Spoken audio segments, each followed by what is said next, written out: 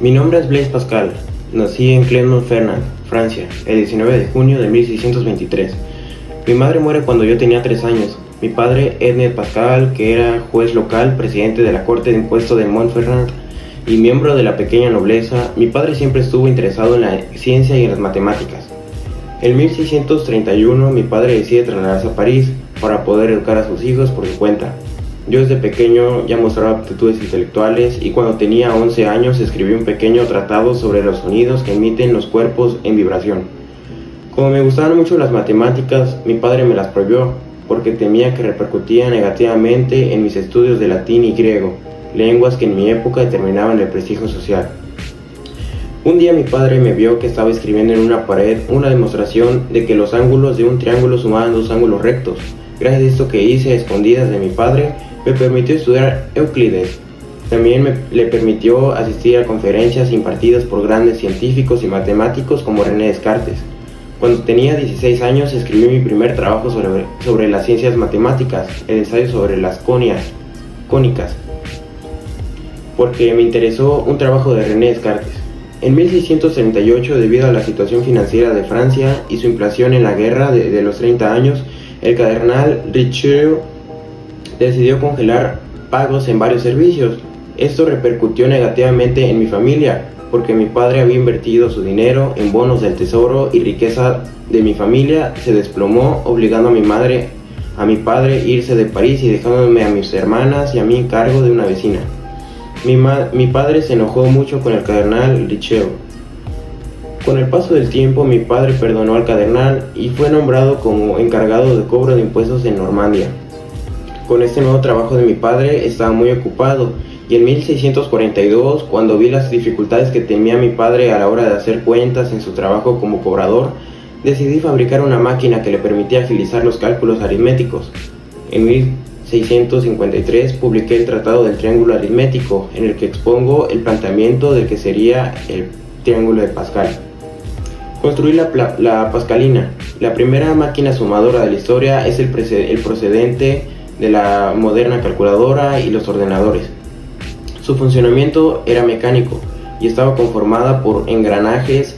En su interior se conformaban 8 ruedas dentadas conectadas entre sí, las cuales presentan el sistema decimal. Cada rueda estaba marcada por 10 números de 0 a 9.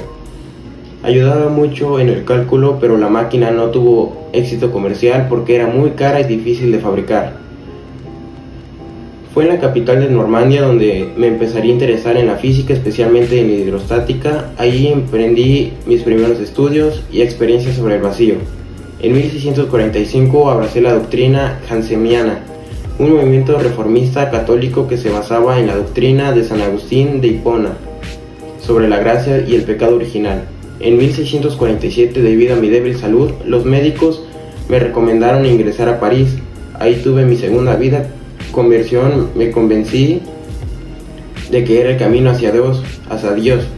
Estaba en el cristianismo y no en la filosofía, y en este punto suspendí por completo mi trabajo científico. Los últimos 10 años de mi vida se centraron en cómo hacer creer a la gente de la necesidad de creer en Dios. Me planteé de forma lógica los beneficios de creer en Dios, independientemente de su existencia o no. Más vale creer que no creer, porque en caso de que exista, pero no se crea, no se puede ganar el acceso al cielo. Mi salud siempre había sido mala. Depresiones, dolores de muela, debilidad general son algunos de los problemas médicos que tuve a lo largo de mi vida. Fallecí cuando apenas acababa de cumplir 39 años, el 19 de agosto de 1662, a causa de un cáncer de estómago.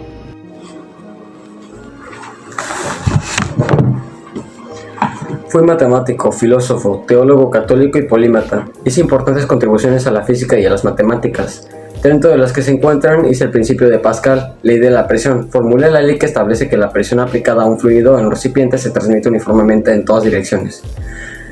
En la teoría de probabilidad, colaboré con Pierre de Fermat para sentar las bases de la teoría de la probabilidad, trabajando en problemas como los patrones de triángulo de Pascal. También realicé estudios sobre el vacío, diseñé experimentos para demostrar la existencia del vacío, trabajando sobre las teorías de la expresión atmosférica.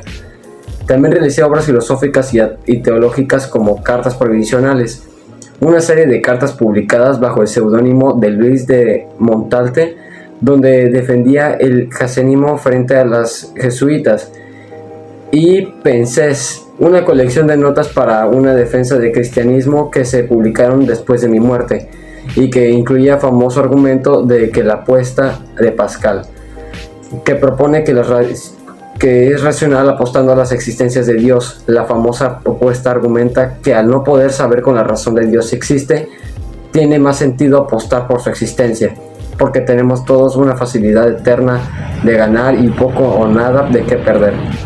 Mientras que si no creemos, nos arriesgamos a una condena eterna.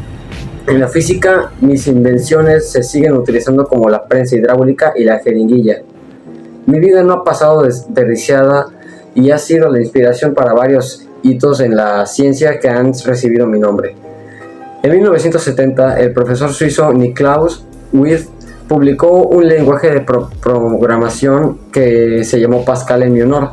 También me han recordado proponiéndole mi nombre a objetos celestes. En la Luna existe un cráter Pascal en mi honor, y también un satélite 4500 ha sido bautizado con el nombre el de Pascal. La unidad de presión Pascal lleva mi nombre en honor a mis contribuciones en hidrodinámica, hidrostática y mis experimentos de la presión y vacío con un barómetro.